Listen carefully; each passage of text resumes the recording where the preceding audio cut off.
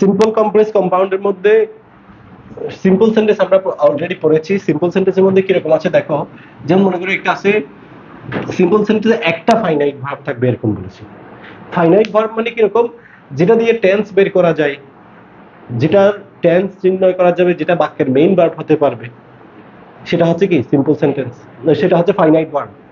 যে বাক্যে শুধু একটাই ফাইনাইট ভার্ব থাকবে সেটা হচ্ছে সিম্পল সেন্টেন্স। যেমন মনে করো হি সে হি, যেমন মনে করো রানস ইন দা মর্নিং। আরেকটা বাক্য লিখলাম, যেমন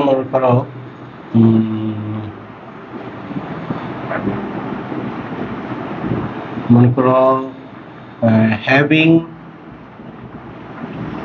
ডান দ্য ওয়ার্ক, কাজটি শেষ করে আই এন্টার্ড অথবা আই ওয়েন্ট হোম। দেখো হি রানস, রানস এটা কোন টেন্স, এটা হচ্ছে present indefinite tense. Subject third person singular হইছে বলে এমন হইছে, এস হইছে। টেন্স বের করতে পারছি, এখানে ভার্বই আছে একটা, ওইটা টেন্স বের করে গেছে, এটা হচ্ছে ফাইনাইট ভার্ব। একটাই ফাইনাইট ভার্ব আছে। এই যে এইটা তো ভার্ব আমরা বুঝলাম, এটা কোন tense, present indefinite tense, subject third person singular হইছে, ভার্ব শেষে S by S. Run runned run run ran run run, এটা রান আছে প্রেজেন্ট ইনডিফিনিট টেন্স, যেটা টেন্স বের করা গেছে ওটা ফাইনাইট ভার্ব, একটাই ফাইনাইট ভার্ব আছে এখানে।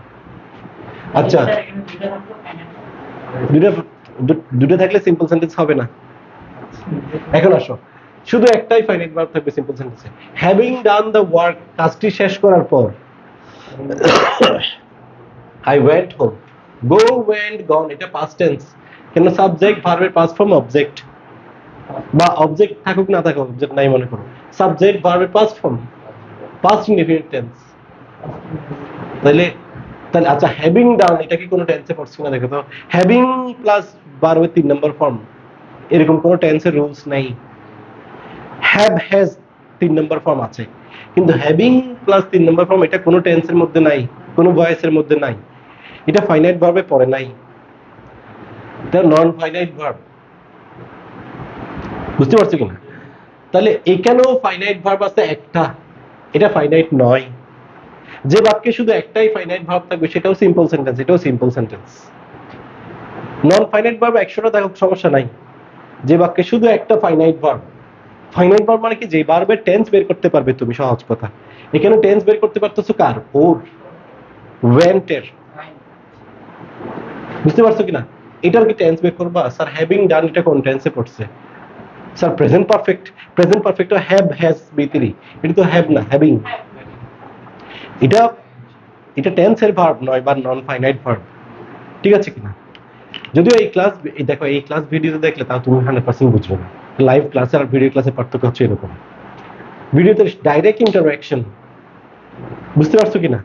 আচ্ছা এখন আসো, তাহলে এইটাও হচ্ছে ফাইনাইট ভার্ব শুধু একটা, যে বাক্যে শুধু একটাই ফাইনাইট ভার্ব আছে, অন্য যে ধরনের ভার্ব থাকবে থাকুক গা, ঠিক আছে? যেমন মনে করো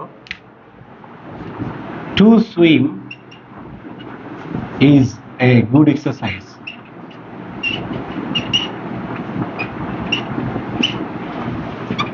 তাহলে টু সুইম এটা সাবজেক্ট, এটা হচ্ছে ভার্ব, এটা contains present indefinite tense, subject ভার্বের প্রেজেন্ট ফর্ম বাকি অংশ, ইজটা প্রেজেন্ট ফর্ম না, তাহলে প্রেজেন্ট ইনডিফিনিট টেন্স এই বাক্য। আর এটা এটা হয়ে গেছে সাবজেক্ট, টু এর পরে ভার্বের প্রেজেন্ট ফর্ম, এটাকে ইনফিনিটিভ বলা হয়, এটা সাবজেক্টের জায়গায় বসে, এটা মেইন ভার্ব নয়, তাহলে মেইন ভার্ব একটাই বা ফাইনাইট ভার্ব একটাই, তাহলে এটাও হচ্ছে সিম্পল সেন্টেন্স। সিম্পল সেন্টেন্স মানে একটা বাক্যে, যে বাক্যে একটাই ফাইনাইট ভার্ব টেন্স নির্ণায়ক ভার্ব থাকবে বা মেইন ভার্ব থাকবে। এবার আসো কমপ্লেক্স সেন্টেন্স জিনিস, আমি সিম্পল সেন্টেন্স এভাবে লিখছি, কমপ্লেক্স কম্পাউন্ড সেন্টেন্স কাকে বলে সেটাও চিন্তা হবে। তারপরে যদি চিন্তা না পারার সমস্যা নাই, আমি একেবারে সিম্পল ওয়েতে করে দেখাবো সবগুলো। আচ্ছা এরপরে সিম্পল সেন্টেন্সের রুলস সব লেখা আছে, কমপ্লেক্স সেন্টেন্স আপনি লিখবেন আসো।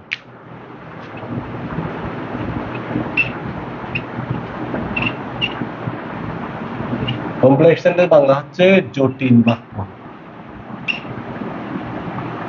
জটিল বাক্য কিরকম? এখানে সাউন্ড কোথায় হচ্ছে? আচ্ছা আচ্ছা।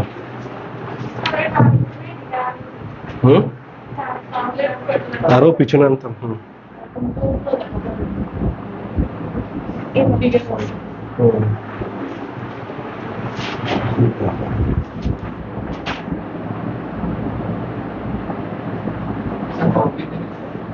হুম, বুঝি নাই।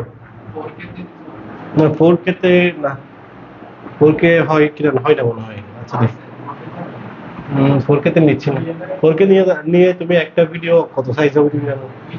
তো ওইটা ওটা 2 GB আপলোড দিতে সারাদিন ধরে যায়, বোঝা গেলে হয়েছে। এখন আসো। হ্যাঁ, কমপ্লেক্স সেন্টেন্স।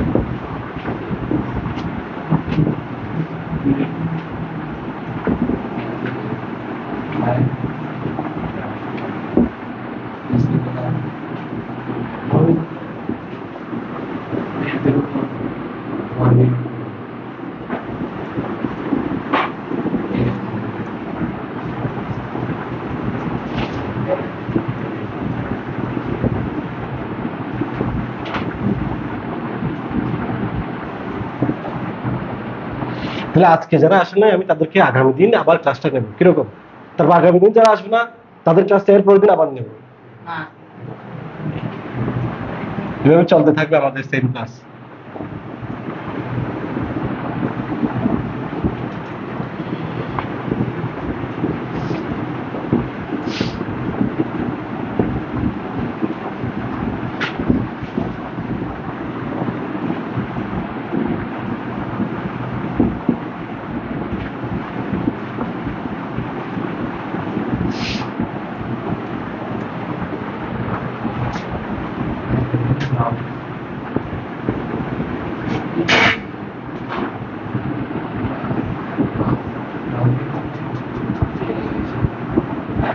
আচ্ছা, একটু সহজ বাক্য দিই।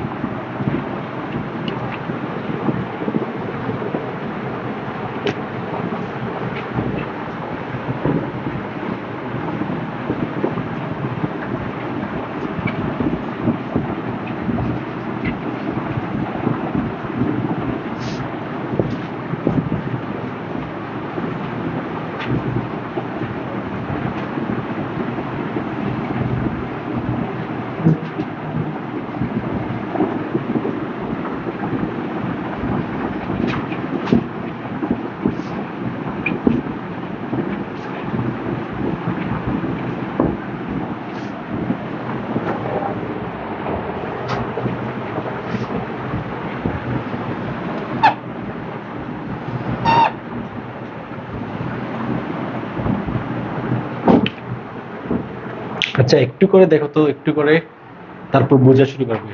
যেমন লিখছে, যে ধরনের বাক্যে একটি ডিপেন্ডেন্ট ক্লজ মানে নির্ভরশীল ক্লজ, ক্লজ মানে কি খণ্ড বাক্য বা বাক্যের টুকরা। একটা বাক্যের ভিতরে যদি আরেকটা বাক্য থাকে, বা একটা বাক্যের ভিতরে দুইটা বাক্য আছে, তিনটা বাক্য আছে জোড়া দিয়ে দিয়ে, ওই জোড়া দিয়ে বাক্যগুলোকে একটা খণ্ড বাক্য বা টুকরা বাক্য বলবে। তো এগুলোকে ইংলিশে বলা হয় ক্লজ। যে ধরনের বাক্যে একটি ডিপেন্ডেন্ট ক্লজ বা নির্ভরশীল ক্লজ এবং এক বা একাধিক স্বাধীন ক্লজ বা ইন্ডিপেন্ডেন্ট ক্লজ থাকবে সেগুলোকে বলা হয় কমপ্লেক্স সেন্টেন্স। কথাটা একদম সহজ, কিরকম আমি তোমাকে বলি। যদি বলো যদি তুমি আসো তবে আমি যাব, ইফ ইউ কাম এটা একটা অংশ, এটা একটা বাক্য। আই উইল গো একটা বাক্য। তুমি আই উইল গো আমি যাব, এটা একলা বলা যাবে? যাবে। আই উইল গো বাক্য হইছে, আমি যাব। তো এটা একটা স্বাধীন ক্লজ, স্বাধীন বাক্য, স্বাধীন খণ্ড বাক্য। কিন্তু যদি বলো ইফ ইউ কাম যদি তুমি আসো, এই যদি তুমি আসো তো কি হইছে? যদি তুমি আসো অসম্পূর্ণ কথা। যদি তুমি আমাকে হেল্প করো, হ্যাঁ, তো এটা অসম্পূর্ণ কথা। বাক্য হয়েছে ঠিক আছে, কিন্তু ওটুকে থেমে গেলে হবে? যদি তুমি মনোযোগ দিয়ে পড়ো, তো অসম্পূর্ণ কথা। এইগুলো হচ্ছে অধীন বা নির্ভরশীল খণ্ড বাক্য, তাই না? তাহলে এই নির্ভরশীল খণ্ড বাক্য একটা আছে ইফ দিয়ে, আর এটা স্বাধীন খণ্ড বাক্য আছে, এইটার উপর এটা নির্ভরশীল, তাই না? এটা বললে এটা সম্পূর্ণ হবে। তাহলে ও হচ্ছে নির্ভরশীল খণ্ড বাক্য বা ডিপেন্ডেন্ট ক্লজ, এ হলো ইন্ডিপেন্ডেন্ট বা স্বাধীন ক্লজ। যেটা একলা একলা বলা যায় সেটা স্বাধীন ক্লজ, যেটা একলা বললে অর্থ সম্পূর্ণ হয় না। হ্যাঁ, আর ক্লজ বা খণ্ড বাক্য কেন বলতেছে? বাক্য এগুলো এক ধরনের বাক্য। কিরকম বাক্য? You come present indefinite tense. Tense বের করতে পারছো তুমি? দেখো, I was young past indefinite tense, subject ভার্বের past form. He is sick subject ভার্বের প্রেজেন্ট ফর্ম। তাহলে সাবজেক্ট এবং একটা ফাইনাইট ভার্ব নিয়ে হচ্ছে তুমি একটা খণ্ড, একটা বাক্য বা ক্লজ হবে। তারপর হি গোস প্রেজেন্ট ইনডিফিনিট টেন্স, এটাও একটা ক্লজ। যে বাক্যে একটা নির্ভরশীল ক্লজ, ও নির্ভরশীল ক্লজ কেমনে তৈরি হবে? এই when, if, though এগুলো আছে বলেই তো এগুলো নির্ভরশীল হয়ে গেছে। যেন বলছে যদি তুমি আসো, এই যদি কথাটার জন্য এটা নির্ভরশীল হয়ে গেছে, তাই না? এই যদি, যদিও, যখন, এগুলোকে বলা হয় কি? এগুলোকে বলা হয় সাবঅর্ডিনেটিং কনজাংশন। অর্থাৎ যে এগুলোকে দিয়ে সাবঅর্ডিনেটিং ক্লজ তৈরি করা হয়, এগুলো দিয়ে সাবঅর্ডিনেট ক্লজ বা নির্ভরশীল ক্লজ বা ডিপেন্ডেন্ট ক্লজ তৈরি করা হয়। সহজ কথায়, যে ক্লজ, যেই শব্দগুলো দিয়ে নির্ভরশীল ক্লজ তৈরি করা হয় এগুলোকে বলা হয় সাবঅর্ডিনেটিং কনজাংশন বা এক ধরনের কনজাংশন। ঠিক আছে কিনা? যেমন এই কনজাংশন গুলো ইম্পর্টেন্ট। when, যখন, if, যদি, though এগুলো দেখলে আমি বুঝতে পারবো এটা কমপ্লেক্স সেন্টেন্স। কমপ্লেক্স সেন্টেন্সের মধ্যে নির্ভরশীল খণ্ড বাক্যের শুরুতে এই ধরনের জিনিস থাকে, when, if, though, since, as, because। যে যে শব্দগুলো থাকে সেগুলো একটা লিস্ট তৈরি করে দেবো আমরা, যাতে এগুলোর ব্যবহার আমরা পারি। আমরা পড়ছি তো স্পেশাল ওয়ার্ডস এন্ড ফ্রেজে পড়ছি না? ইফ অর্থ পড়ছি, দো দো পড়ছি, ওয়েন পড়ছি, সিন্স এস বিকজ পড়ছি, সবগুলো পড়ছি না? এগুলো এখন কাজে লাগবে। এগুলা সাধারণত নির্ভরশীল অংশের শুরুতে থাকে। সহজ কথা, এইসব শব্দ নির্ভরশীল খণ্ড বাক্যের শুরুতে এইসব শব্দগুলো দেখা যায়। এইসব শব্দের কারণেই নির্ভরশীল হয়ে গেছে, তাই না? তাহলে এখানে দেখো, এখানে দুইটা ফাইনাইট ভার্ব থাকবে কমপক্ষে। যেমন ওয়াজ, দেখো আই ওয়াজ ইয়াং সাবজেক্ট, এটা কোন টেন্স বলতো? I was young past indefinite tense. কেমনে বুঝছি? সাবজেক্ট ভার্বের পাস্ট ফর্ম অবজেক্ট। অনেকে বলতে পারে sir was were verb plus ING, এটা তো past continuous tense. Was were পরে কি এখানে আইএনজি আছে?